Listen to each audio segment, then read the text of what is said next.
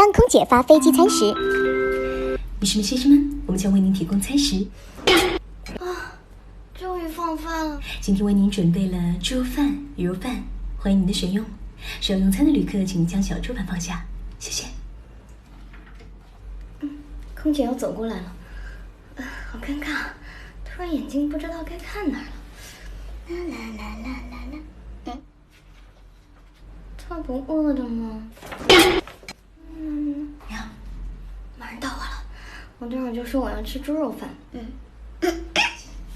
你好，女士，请问您要？我要猪肉饭。这是您的猪肉饭，女士。谢谢。那你先吃吧。没事，你先来吧。那女士想喝点什么呢？是。一杯矿泉水就好了。那位女士呢？跟她一样。